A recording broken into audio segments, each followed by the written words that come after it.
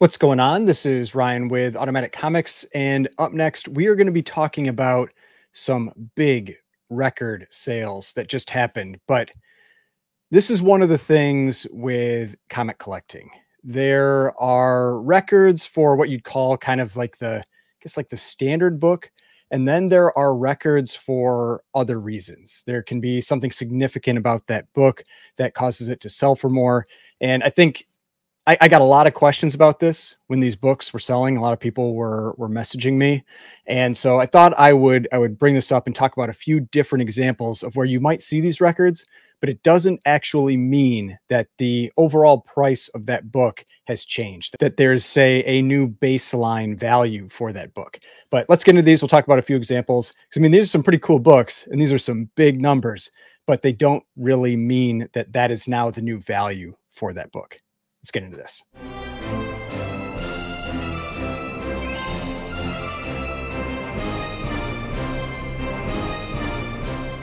All right, so before we get started, please remember to hit that like button and hit the subscribe button if you'd like to see more content like this.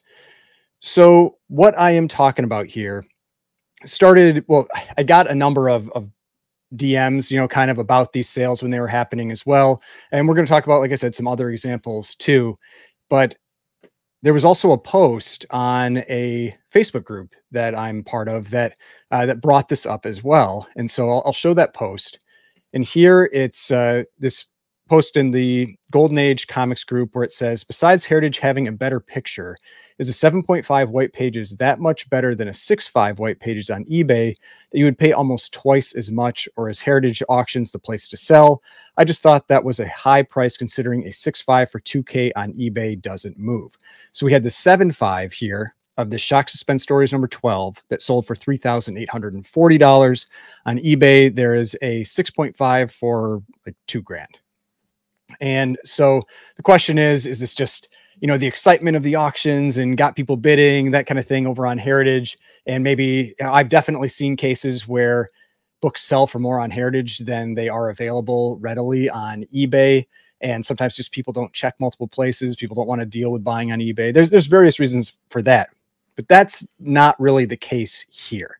And so the case specifically here is this was a big auction that Heritage was holding where they were selling books from the collection of Roger Hill. And if you're not familiar with Roger Hill, you can look him up. He was a very well-known collector and was involved in comics, and especially with EC Comics. If you want to go and read about him, you are welcome to read about him. Here's just an example of one page about him, but he passed away in December of last year, 2023. And his collection has been being sold through Heritage, and it's been part of some of the big signature auctions. They had this one dedicated auction for a lot of his books, and then there's more stuff from his collection that's in this upcoming signature auction. Basically, if you were ever wondering where some of the most amazing original art that ever was created was sitting, it was in his collection. I mean, especially pre-code horror. Like pre-code horror stuff is one of the big things that he was collecting. And for example, that Black Cat 50 that sold in the last Heritage auction for over $800,000, the original art for that cover, that was in his collection. There's also a Tomb of Terror 15 coming up in the next big Heritage auction that's from his collection. And so a lot of people respected him, knew him, and so premiums were being paid to own books and art and other things like that that were part of his collection. Now, it wasn't true across the board, but there were a lot of examples of this, and I'll go into those a little bit later on in the video. But I'm going to go over a few other examples first of other places that we've seen this. And so it's the type of thing that you just need to be aware of, because if you don't know to check for these things, you might not realize why something sold for so much, and you might be inclined to pay a lot more for an item than maybe what it's really worth. So the first one that I'm going to talk about is this book right here. So we've got Amazing Spider-Man number 14. This is from the Steve Ditko collection. This is a 4.5, sold on September 9th of 2021 for $5,760. Now, this was in the comic boom, but even in that period, this book sold for significantly more than any other copy of Amazing Spider-Man 14 in this grade sold for. So if we jump over to GPA, which is one of the tools I use for pricing, we look up Amazing Spider-Man number 14. Oh, got to put the dash in there. So Amazing Spider-Man number 14. We can go and look this one up.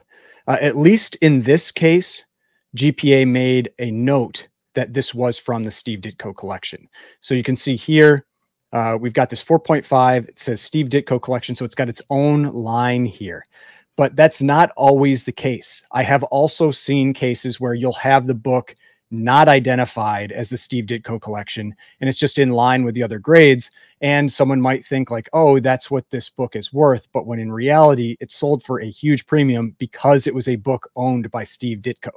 And so if we look at this one, see 5,760 in September 2021. If we look at a 4.5 in that same time frame, so we go down to 2021, around September, this book sold for 3,000, 3,360, 2,650, 3,139, about a $3,000 book.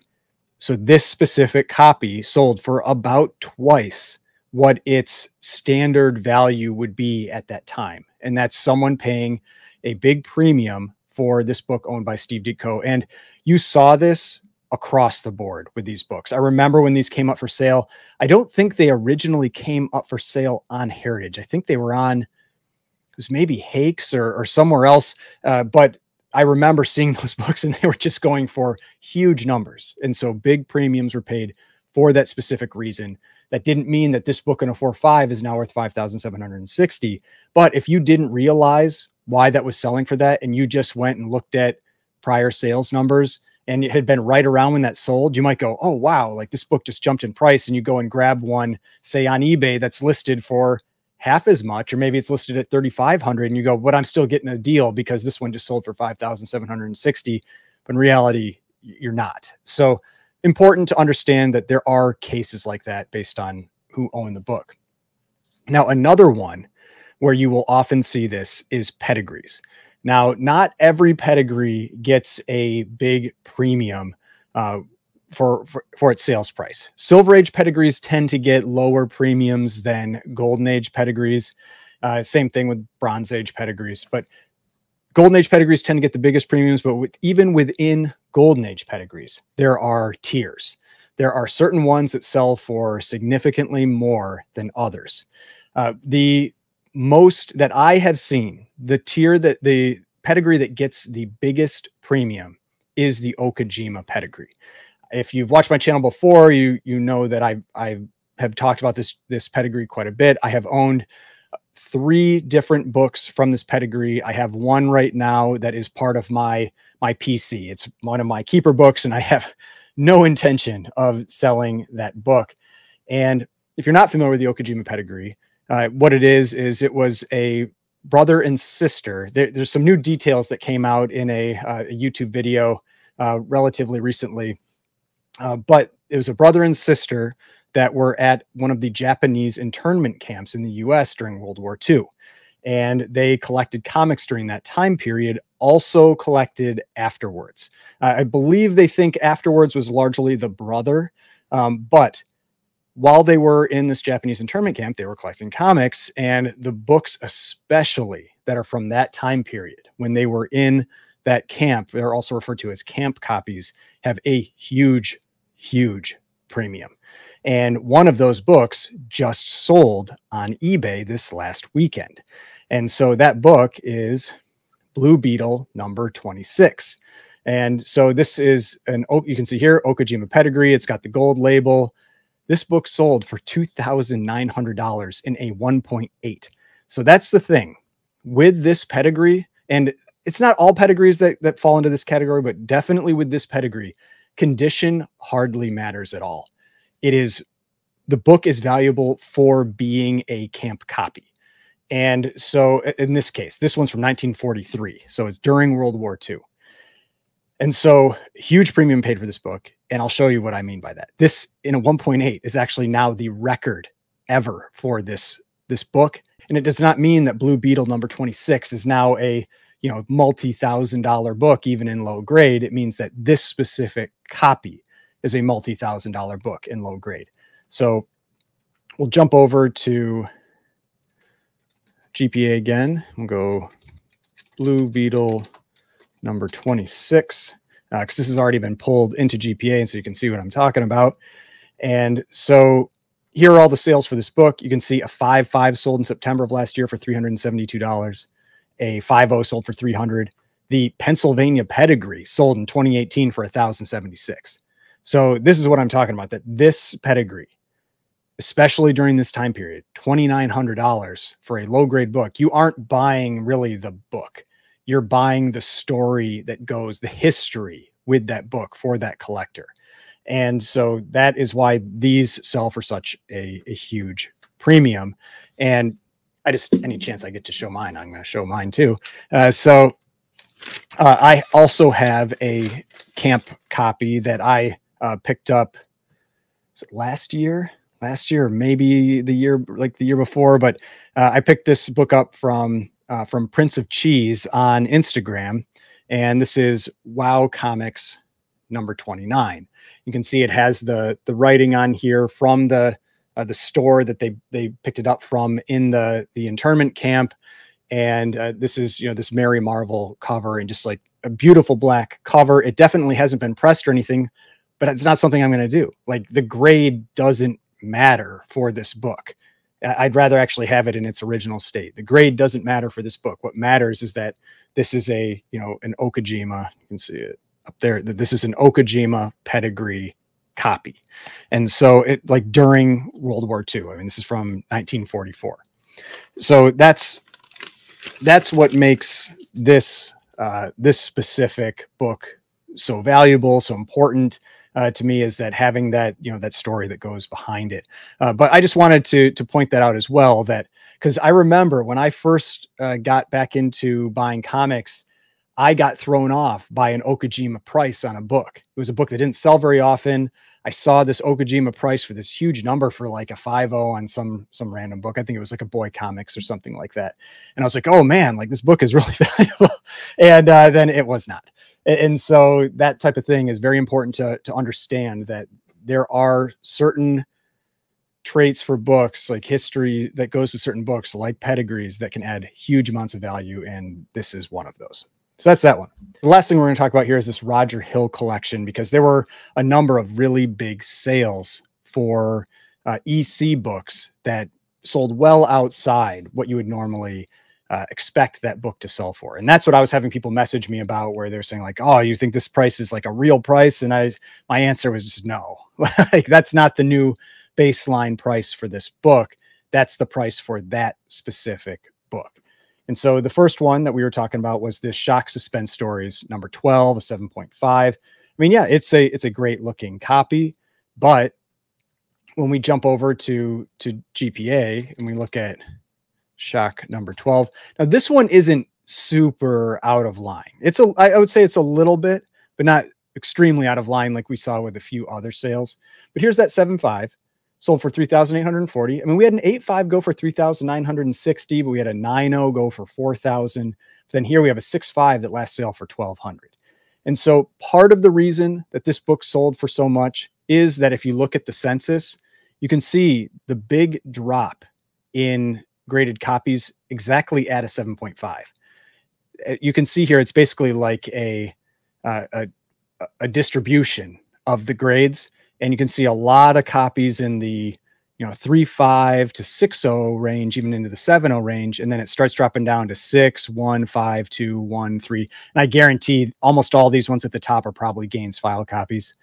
But there are only, I think, 15. I think it's just maybe 15 graded higher than this one. Whereas if you go just a few grades lower, you start getting a lot more books above that book. So that's part of why it sells for more. But I think it also did get some premium from this being part of the Roger Hill collection. Now, the next one was this Haunt of Fear number 4 that sold for $2,400 in a 6.5. If we jump over to Haunt number 4, we can look at Haunt of Fear number 4. And like I said, this one was a 6.5, $2,400 bucks. And if we go down and check out the sales prices, I mean, look, this is where these were definitely premiums being paid because of this collection. You can see a 6.0 went for $824, a 7.0 went for $952, a 7.5, $1,036. I mean, you have to almost get up to a 9.0 before you get a similar price, but $2,400, definitely a big premium, more than double of what I think this book would sell for on its own. I mean, yeah, you did have this 1,100 here for a 5.5, but I think more than double what this book would probably sell for on its own, around 1,000, maybe 1,100 bucks on the high end. So that's another example of one of these. Now, this one was also a really big sale. This was Haunt of Fear number 16. Technically, it's number 2. So that's why it has this little, it's the second issue of the Haunt of Fear run. So if we jump over here and we check out Haunt of Fear number 16, and this one, you can see here, it was 7.5, $3,600. We had an 8.0 in May sell for $1,900. We had a 6.5 in August sell for $1,500. So again, about double, probably around double, maybe even a little bit more what this book would sell for if it wasn't from this collection. So this is, again, something to be aware of there. Now, the last one, this was, I believe, the biggest sale from that entire auction. This was Crime Patrol number 15. Now, if you're not familiar with this, this is the first appearance of the Crypt Keeper and the Crypt of Terror. So it is a key book for that reason. But this 6.0 went for $28,800. Just a massive, massive sale for this book. We jump over to GPA again. We go Crime Patrol number 16. Oh, sorry, number 15. We'll adjust the issue number right here. So Crime Patrol number 15, and you can see the 6.0 for $28,800. We had a 6.5 in November of 2022 sell for $9,600. We had a 7.5 in September of 2022 sell for $1,600. We had a 3.0 go for $7,750 last year. I mean, this isn't a cheap book. Like, this is probably a $12,000 book, maybe up to $14,000, like somewhere in that range. But again, around double, maybe a little bit more is what I think this one ultimately sold for because of that significance. Now you can see here, that is not called out. So for none of these, for the Roger Hill books, that is not called out in GPA. And so you have to either remember to go and check, which is what I always recommend. If you see a sale that appears like a big outlier from what you might expect it to be, I do recommend going and, GPA provides a link to the Heritage ones, most of the Comic Connect sales, the My Comic Shop, Hakes. If you can go and take a look at the book, you might see why. And in this case, you can see it's got that little Roger Hill sticker that Heritage put on the book. And if you go down into the description, it says from the Roger Hill collection. Now, not every collection gets those types of premiums, but this collection did. And so just something to be aware of, because it's not obvious when you're looking at the pricing data why those sold for so much. And when you have a book like this that sells so rarely, I wouldn't be surprised if there are some dealers out there that immediately, like raise the price of their copy if they have one, because someone might not catch it, and then they, get someone to pay that big number for the book. So just be aware of that. And, you might save yourself some heartache, some hassle if you're looking to buy one of these books in the future. But hopefully you enjoyed this video, got some useful information out of it, maybe saves you some money in the future if you come across something like this. If you did, please hit that like button, subscribe button, notification bell, all that kind of stuff. And I will see you on the next one.